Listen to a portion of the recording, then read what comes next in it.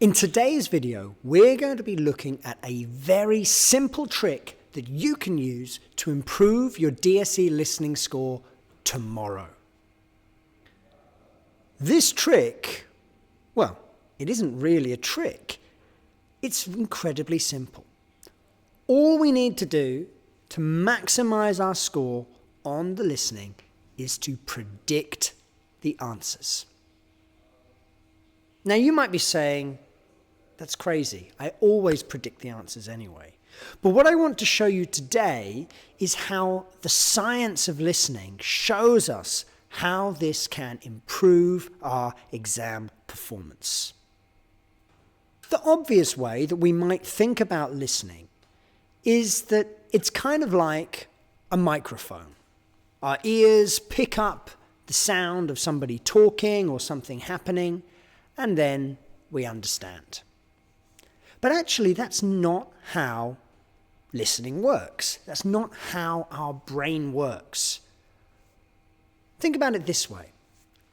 If somebody says something to you, even if it's quite a complicated idea, how many seconds do you need to think before you can give them an answer? Do you think for 10 seconds? 5 seconds? 1 second? Probably not. We don't think in a conversation, do we? Which is quite crazy. What this means is that we are able to start saying a reply without thinking about it. It's all to do with how our brains listen. Instead of sitting back and recording like a microphone, then letting it go to our brain so we can think about an answer, then sending it to our mouth so we can speak, all of these things happen at the same time.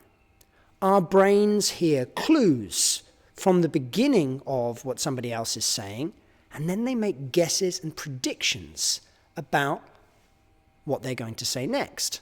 So by the time they've finished talking, our brain's already been processing our reply for quite a long time. And you might say, well, how does this help me in an exam? Well, we can use that same mechanism in our brains to help us get better scores on listening assessments. The way that our brain stores information is it kind of groups it into sets that link together. So this is for the vocabulary and it's also for the ideas. Our brain kind of has these little bags, which are kind of like topic sets. So for example, when you start thinking about an airport, you will have all of the vocabulary and ideas linked to an airport, all stored in the same part of the brain.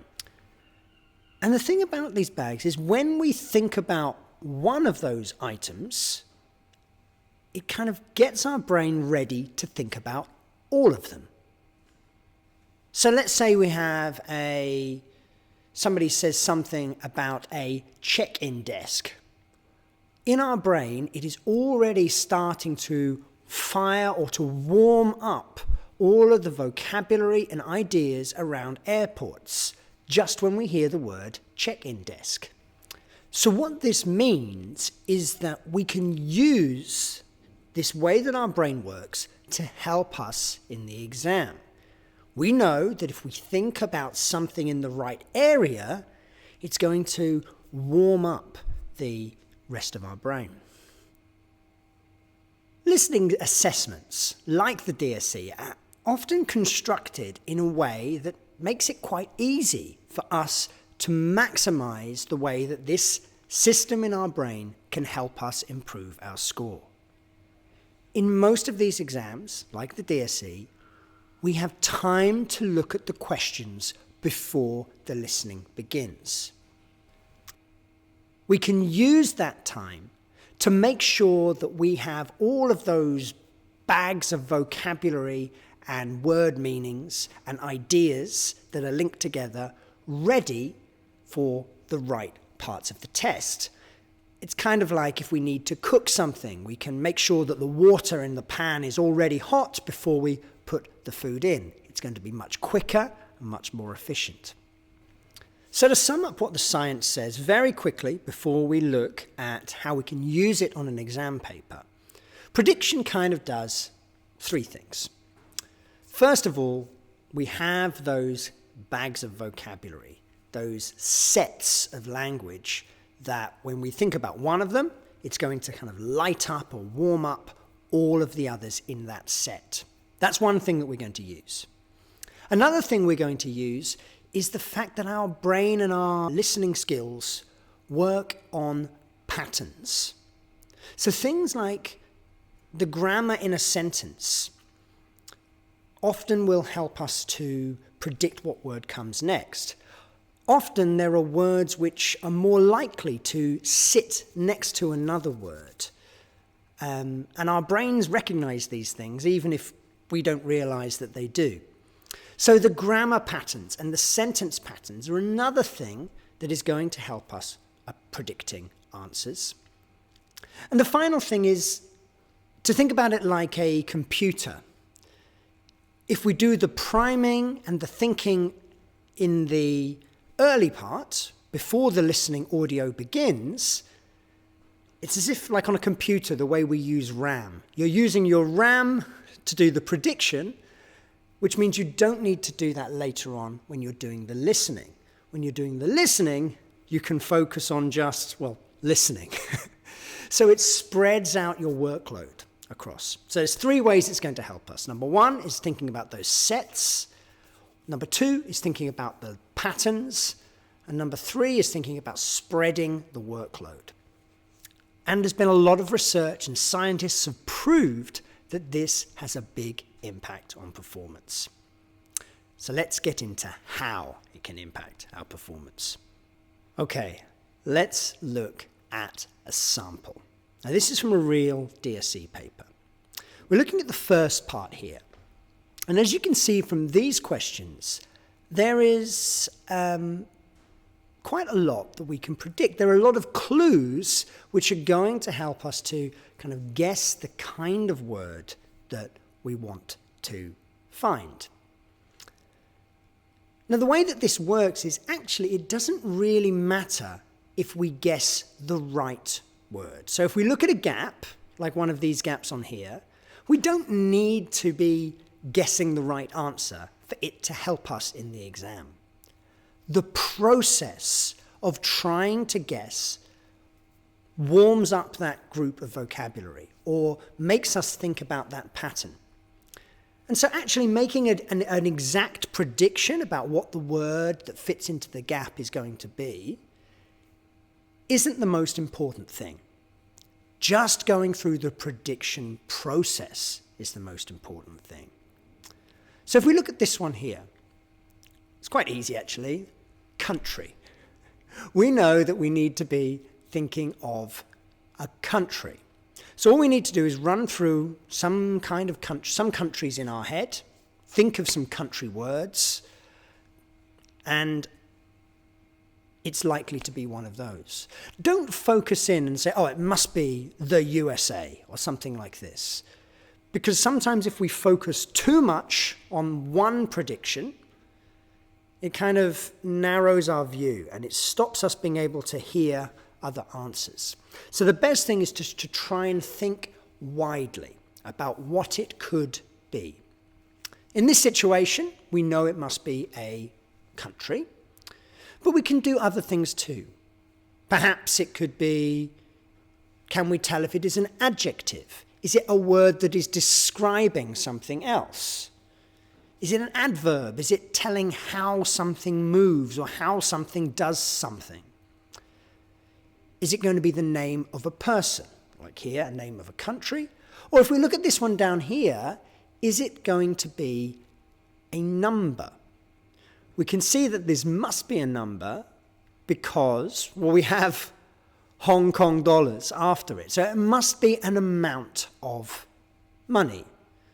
We don't need to predict roughly what that number is. We don't have to predict that it is 152 Hong Kong dollars.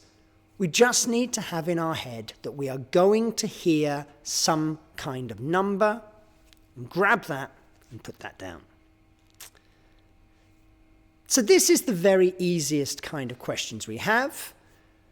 I'm sure that many of you wouldn't need to use prediction skills to get these answers, but it can show how activating the sets of vocabulary can be quite easy. We can guess what sets we need to activate from the question. Now, if we look at this one down here, number 5 and number 6, here we've got much more open options, and this is where prediction can really start to help us. So here we have set up. Well, set up, what does this mean? Well, this is going to mean get ready in some way. So we've got to think, for a task, what do we need to set up? Well, it's probably going to be something to help us do the task. It could be organizational. Set up a WhatsApp group. It could be physical. Set up a camera. We want to try and think quite a wide range. So it could be something to do with the organization. It could be something to do with the objects that we need. There are several other areas that we could have for set up. Those are the first two that I would think of. But it doesn't matter if I guess the right answer. The point is just to make my brain go through the process of thinking about things that I can set up. The questions underneath it tell us to check something. Now, we haven't heard the audio yet. We don't really know what it's about, but we do know it's got something to do with small animals. So what things might we need to check? Let's try and activate those sets, get our brains thinking in the right areas. Well, I guess we may need to check on, if it's looking after the animals, it could be check on their environment. So check on their water, check on their food, check on their bedding, check on their pens, whatever it's going to be. It could be to check on the animals themselves, check their teeth, check their temperature, all of those medical or biological words. It could be to check information about them, check their age, check their names, something like this. There are lots of different areas where we might need to check. Going through that process, thinking about those areas, scientifically proven to improve our ability to hear the answers in the exam. Okay, so let's look at some other questions from later on in the same paper.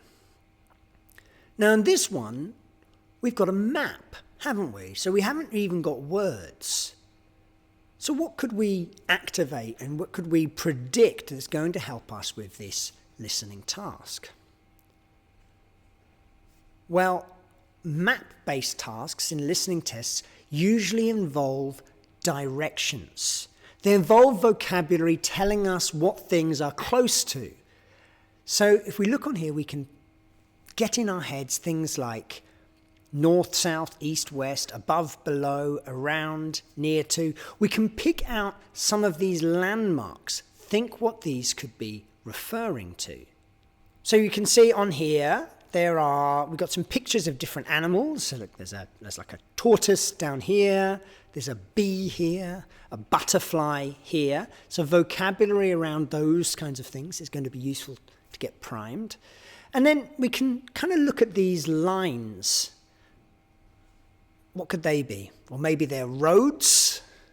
Or maybe they're dividing up this space into different areas. So we have the butterfly area.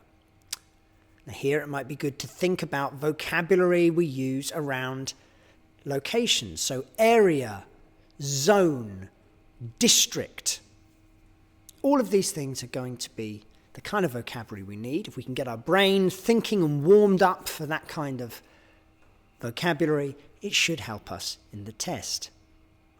So yeah, a map, another example where we can use this priming, this getting ourselves ready to improve our ability to listen in the test. Right, let's look at another one. And here we have a great example of how, in what looks like quite a long answer, we can, well, it could be a long answer. There's certainly a long line there. We don't know until we get into the listening how much we're going to have to write. But we have these two questions about reviews. Now we can look like, if we've got a map with all of these things, we've got reviews, it's probably going to be talking about something that maybe kind of entertainment, or maybe it's some kind of trip or something like this. I mean, we don't give reviews for things unless it's something that we might enjoy or we might think is useful. So my guess is this listening is going to be about some kind of trip or some kind of resort or something like this. But let's look at the language around these questions. So for this first one, we have negative review, paying. Now what could come after paying? This is where we're going to be using that kind of the way that our brain thinks in patterns and sentences. For me, if I see the word paying, I immediately think paying too much. Paying for something else. You know, paying for extras, paying for lunch, paying for things I don't want. So it's probably going to be one of those, I don't know exactly. As I said before, it doesn't really help me to predict the word exactly, because I need to listen in the test. I just need to think about the right area. So I imagine if it's a negative review, it's going to be one of those two things. It's either going to be paying too much or paying for, and it will say something that I don't want to have that I'm paying. So I'm using the patterns of the language to predict and warm up the set in terms of not the topic area, but in terms of what could come in the sentence pattern. Now for this positive review, that's a little bit trickier. It's a little bit more open. We've got great. Well, great what? It could be anything. But we know it's going to be some kind of noun. So it's probably going to be, it could be what we call an abstract noun. Great experience, great feeling, something like that. But it's probably going to be some specific detail. Great food, great hotel, something like this. So we don't know exactly what great is going to refer to, but again, we're just trying to think it's going to be something related to a trip that is going to be good. Now let's look at some examples from a little bit later on in the assessment, where the answers start to get a little bit longer, and perhaps they get a little bit trickier for us to predict easily. They're not one-word answers that we're going to be grabbing. Well, even in these later parts of the exam, there will still be some times which we've got easy tasks that we can use this priming or prediction to help us to get ready. Look at this one here. This is from a part 3. This one is asking us to predict a year. Now, years are a really good thing for our prediction in a listening test. And it's to do with something we haven't talked about so far, which is sound. Our brains get used to hearing certain sound patterns in the listening. And we can prime ourselves for those too. We can activate our brain to be ready to hear those too. For something like a year, we know we're going to have 2 sets of 2-digit numbers. 19, 16. 20, 25. 20, 30. 18, 12. It's going to be something like this. So it's going to be bom, bom, bom, bom. You know, we're going to have those 2 numbers said quite close together. We don't know what those numbers are going to be, but just knowing we're going to hear that sound takes some of the workload off our brain and can help us. So yeah, even things like sound can help us to warm up our brain and improve our listening comprehension. Okay, for some tasks like this, where we have meaning-based multiple choice tasks, these can be quite difficult because we're not going to hear exact words in the audio. There's probably going to be a description of the people's experience, and we need to say which one matches closest to our own understanding of these words. But we can use this priming, this prediction as well. What we need to just do is to try and just think about, activate as many words as we can that match in with these different topics. So for bored, we need to think, well, what vocabulary do we have around the idea of being bored? Well, we want to listen for descriptions of people sitting around, maybe that will talk about having nothing to do, waiting. These are all ideas that are linked to the idea of being bored. For nervous, well, it may be something like, we may have exact synonyms like worried, but it could be longer descriptions, things like they didn't know what they would find, or something like this, or they thought about their families and whether they would see them again. I don't know. So for these kind of words here, we want to try and think in quite a big way. On one side, we want to try and think if there could be some synonyms. That will help get our brains warmed up. But the answer is probably going to come from longer descriptions that match into those words. So trying to think of those descriptions yourself, trying to describe in your mind what a nervous person looks like or an excited person,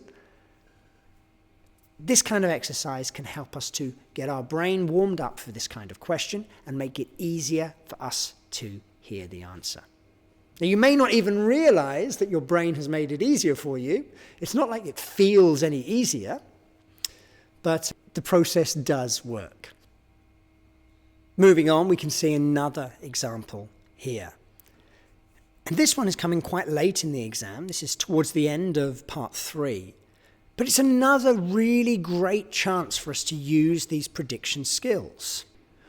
We've got lots of clues, and we can use several different things that are going to help us find the answer. We have this phrase, this topic, poor diet. That's going to tell us quite a lot. We can think and activate all of the words that we know and all of the parts of our brain that think about vocabulary related to poor diet. So, nutrition, starvation, calories, all of these things are going to get fired when we start thinking about poor diet. So try and get your brain thinking about that word and all of the things that link to it. And then we've got some words here which we can use the grammar patterns or the sentence to help us predict. Not enough. Well, it's going to be a noun of some kind. So I'm guessing it's going to be something like not enough. Well, it could be calories, could be an answer. Vitamins, nutrition. It doesn't matter if we get the right word. It doesn't even matter if we understand the word. It may be an item of vocabulary that you don't know. If we do this priming exercise, it will increase your ability to even recognize something that an item of vocabulary you don't know, and fit it into the sentence.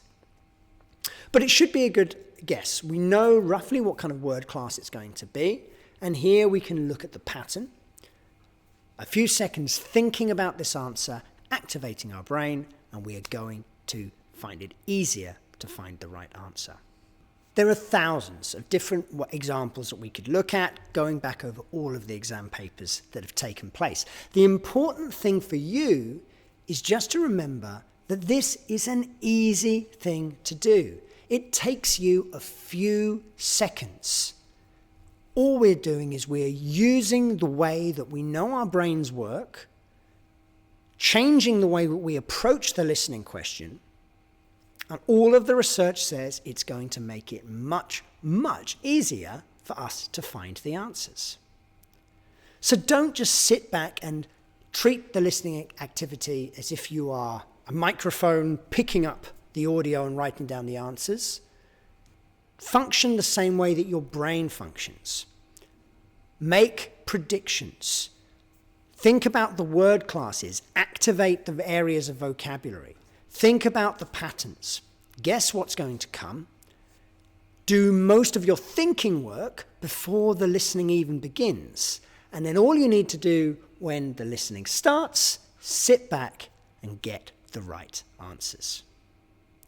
I hope that this video has been useful to you, and I wish you all the very, very best of luck in your DSE assessments.